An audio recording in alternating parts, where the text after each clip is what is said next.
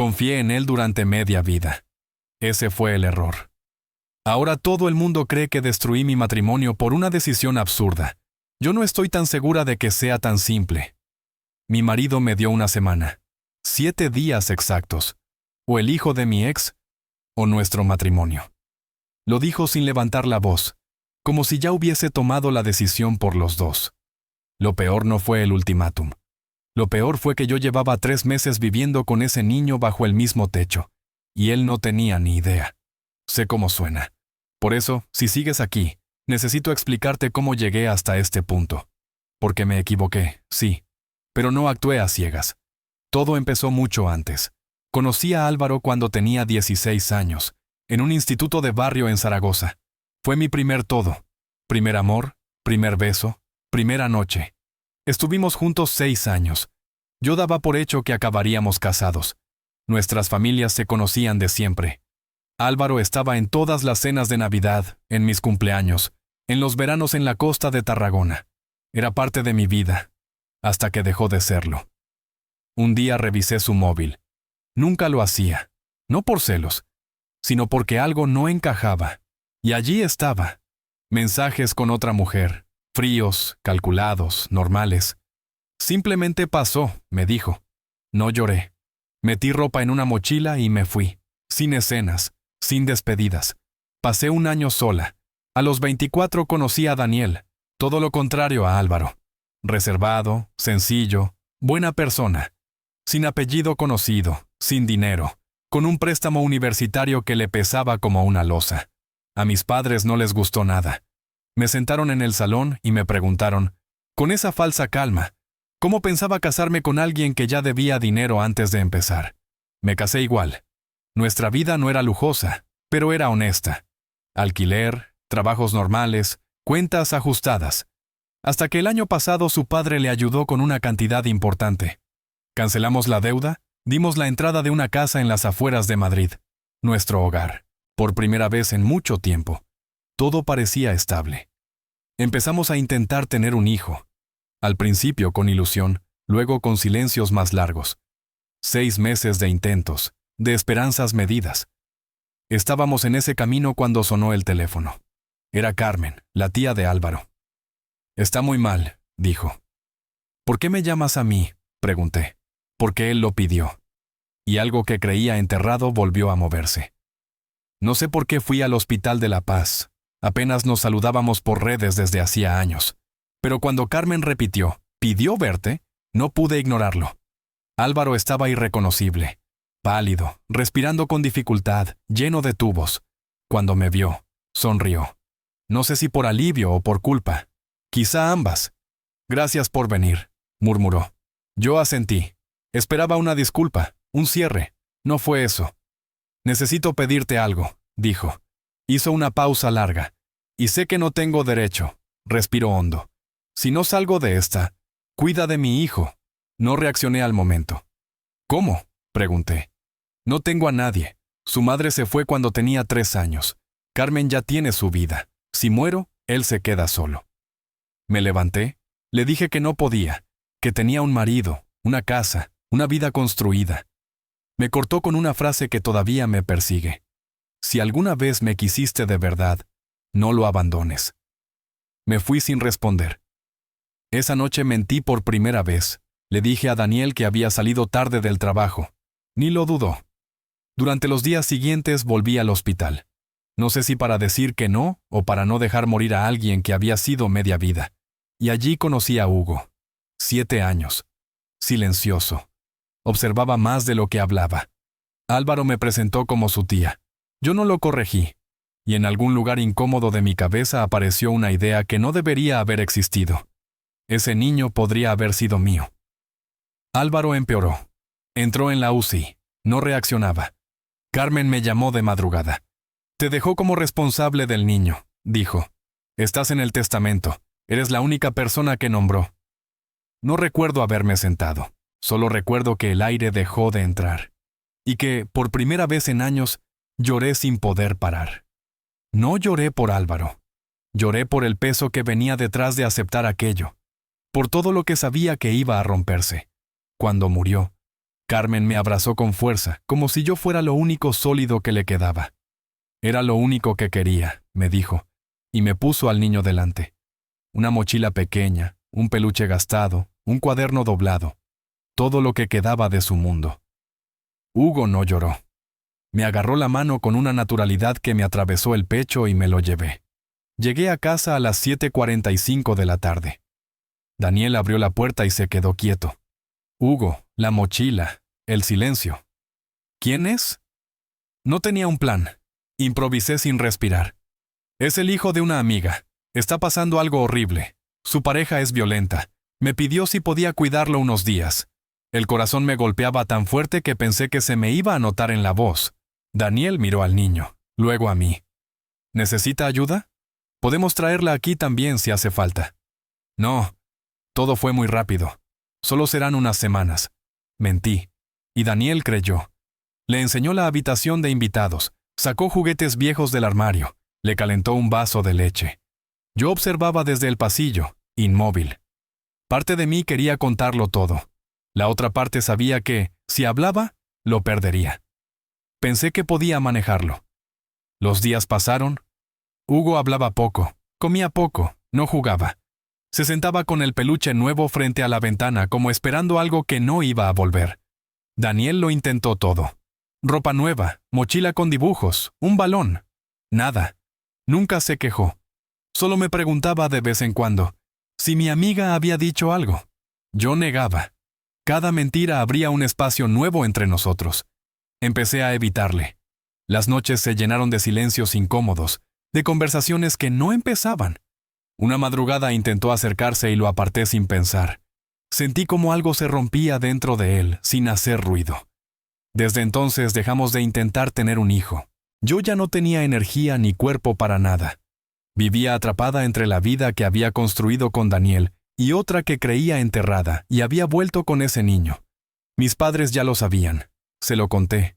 Mi madre dijo que lo entendía, que era un gesto noble. Mi padre fue más seco. ¿Daniel lo sabe? Negué. Ten cuidado.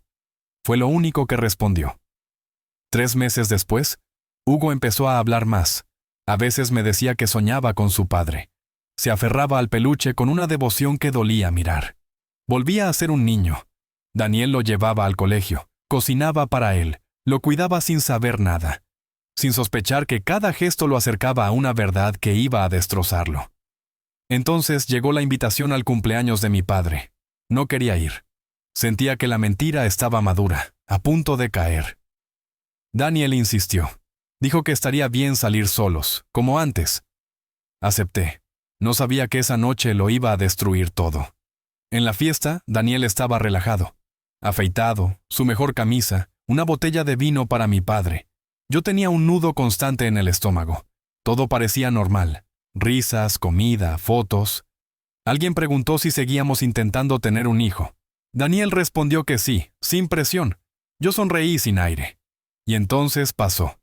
Un primo lejano, de esos que solo aparecen en celebraciones, soltó la frase como quien comenta el tiempo. Hombre, con el niño que adoptaron se les va a complicar un poco, ¿no? Sentí que el suelo desaparecía. ¿Qué has dicho?, preguntó Daniel despacio. El hijo de tu ex, Álvaro. El que estáis criando. Muy noble por tu parte, tío. Silencio. Uno espeso, insoportable. Daniel me miró. Miró a mis padres. Volvió a mirarme. Nadie habló.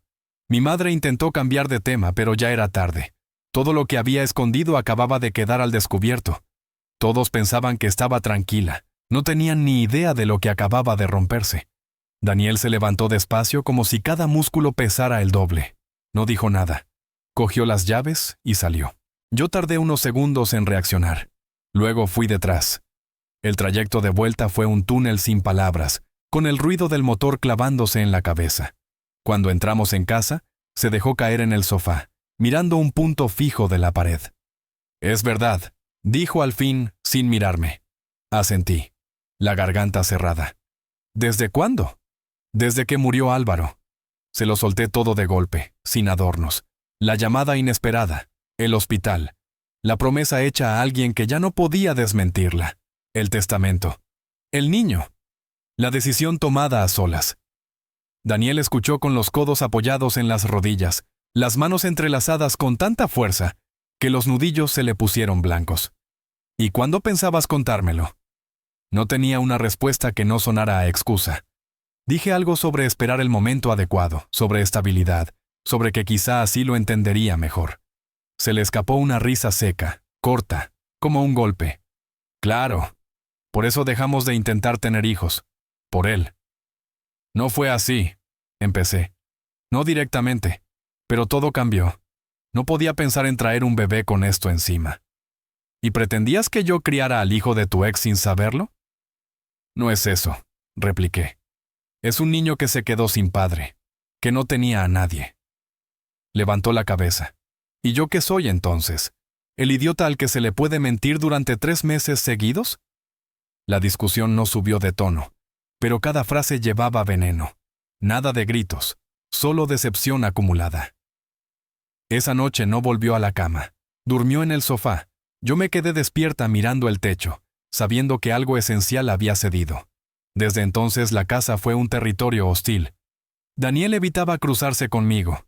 Se iba antes de que yo me levantara, volvía tarde. Hugo lo notó enseguida. Me preguntaba en voz baja si había hecho algo mal. Yo negaba, con una sonrisa rígida, mientras todo se deshacía por dentro. Una mañana, con el café enfriándose sobre la mesa, Daniel habló. «Tienes una semana». ¿Una semana para qué? Para decidir, o ese niño sigue viviendo aquí, o seguimos siendo un matrimonio. No alzó la voz, no hizo gestos. Esa frialdad me atravesó más que cualquier grito. Me reí nerviosa, creyendo que exageraba. ¿Me estás diciendo que lo entregue? Te estoy diciendo que no puedo vivir con alguien que me ocultó algo así, que decidió sola meter en esta casa al hijo de su ex y fingir que nada pasaba. No es el hijo de mi ex, insistí. Es un niño que perdió todo. Porque yo también perdí algo, dijo, y esta vez sí tembló. Perdí la confianza. Perdí a mi mujer. Perdí mi sitio en mi propia vida. Intenté acercarme, hablar, pero me cortó. ¿Sabes cuántas veces te vi abrazarlo en silencio? ¿Sabes que le oí decir, mamá, dormido y no lo corregiste? ¿Sabes lo que se siente eso? Me quedé sin aire. ¿Y sabes lo que es cargar con algo que nunca pediste? Llevarlo al colegio, cuidarlo, pagar cosas, sin saber que el padre era tu ex. Lo hiciste por compasión. No, lo hice porque tú no cerraste esa historia. Porque sentías que le debías algo y me mentiste cada día. Negué con la cabeza. Nunca fue por Álvaro, fue por Hugo. ¿Y nosotros? Preguntó. ¿Dónde quedamos tú y yo? ¿Nuestros planes? Le propuse tiempo. Criarlo juntos. Pensar en hijos más adelante. ¿Criar al hijo de tu ex como si fuera mío? Repitió. Después de mentirme. Después de que todos lo supieran menos yo. Te fallé, dije. Pero no puedo abandonarlo ahora. Me miró largo rato. Entonces ya está. Si lo eliges a él, no nos eliges a nosotros. Esto dejó de ser un matrimonio. 2 días después quiso reunir a las familias. Yo llamé a los míos. Su madre habló de decisiones irreparables, de confianza rota. Mi padre respondió hablando de humanidad.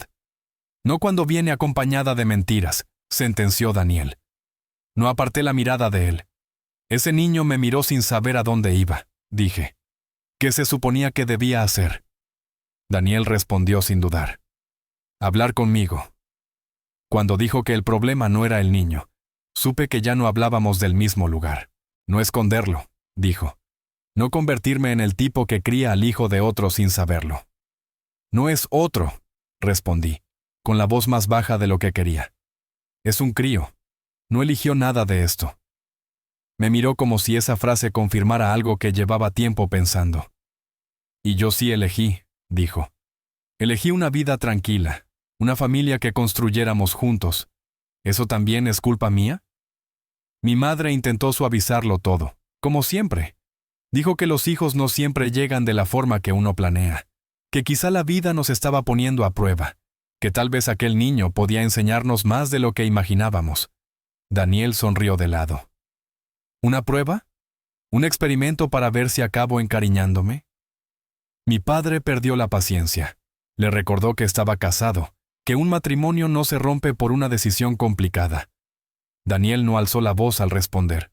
Se rompe cuando te mienten a la cara durante meses. Sentí el estómago encogerse, y entonces pregunté lo que llevaba horas conteniéndome. ¿Vas a irte y dejarme sin nada? Se rió. No fue una risa nerviosa, fue algo frío, definitivo. ¿Sin nada? La casa está a mi nombre. Firmaste el acuerdo antes de casarnos, ¿te acuerdas? Cada uno se queda con lo suyo. Nadie dijo nada. El silencio fue la respuesta. En ese momento entendí que ya no había negociación posible. Esa noche volvió a marcharse. Hugo me preguntó si Daniel ya no vivía con nosotros. Le dije que estaba fuera por trabajo. Otra mentira más. Me quedé sentada en el borde de la cama, mirándolo dormir, y por primera vez me permití dudar de verdad. Me pregunté si estaba perdiéndolo todo por cumplir una promesa hecha a alguien que ya no estaba. Si aún quedaba algo que salvar. Daniel no regresó. 3 días después llegó un mensaje. Una sola línea. No puedo seguir en un sitio donde ya no tengo lugar. Lo leí en la cocina, mientras Hugo dibujaba sin levantar la vista, ajeno al derrumbe. No lloré. No quedaban lágrimas. Solo esa presión constante en el pecho. Esta vez dolía distinto, porque a Daniel lo había elegido. Con él había apostado mi vida, y aún así lo había perdido. Consulté a un abogado. Confirmó lo que temía. El acuerdo era válido, la casa era de él, la cuenta común también. El coche, igual. Legalmente no me correspondía nada. Y con Hugo no existía ningún vínculo. Volví a casa de mis padres con una maleta, una caja con mis cosas, y un niño que no entendía por qué íbamos unos días más. Mi madre abrió con los ojos rojos. Mi padre se hizo a un lado sin decir palabra. Desde entonces, todo es resistencia. Hugo echa de menos la casa. Me pregunta si volveremos a vivir con Daniel. Le digo que quizá más adelante. Otra mentira. Dormimos en una habitación pequeña. Apenas caben nuestras cosas. Mi hermano también vive allí. Nada es cómodo. Algunas noches, Hugo se despierta llorando. Me abraza fuerte y me pregunta si yo también voy a irme. Eso me rompe. No tengo trabajo fijo.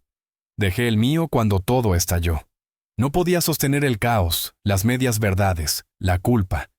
Ahora sobrevivo con encargos sueltos, la ayuda de mis padres y una ansiedad que no me deja descansar. Hace poco mi padre me preguntó si había valido la pena. No supe qué decir. No me arrepiento de haber protegido a Hugo. Lo miro y sé que con él hice lo correcto. Pero me duele cómo lo hice. Cómo destruí algo que me llevó años construir. Cómo perdí al único hombre que no me había fallado por no saber decir la verdad cuando debía. Daniel tenía razón en muchas cosas. Lo traicioné. Lo dejé fuera de una decisión enorme. Y aún así, hay una parte de mí que no deja de pensar que, si me hubiera escuchado antes, quizá. Hoy Hugo me llamó mamá. Fue un lapsus. Se quedó quieto, esperando que lo corrigiera. No lo hice. Solo lo abracé. Y en ese gesto entendí algo. No todo lo que se rompe se arregla. No toda decisión correcta llega sin consecuencias. No todo sacrificio trae recompensa. Ahora vivo sin pareja, sin casa propia, sin certezas, pero con una promesa cumplida. Y con una pregunta que no me deja dormir. ¿Soy realmente la mala por haber destruido mi matrimonio para salvar a un niño que no era mío, pero que no tenía a nadie más? Criar al hijo de tu ex a espaldas de tu marido y hacerlo participar sin saberlo. Eso no es compasión, es manipulación. Leí esa frase y sentí como algo me apretaba el estómago. Decían que lo había destruido todo y que, encima, me hacía la víctima, que había sido frío, calculado, que lo había usado a él como un muñeco mientras fingía bondad. Cerré el móvil. Lo abrí otra vez. Nunca quise que pasara así. Nada fue un plan.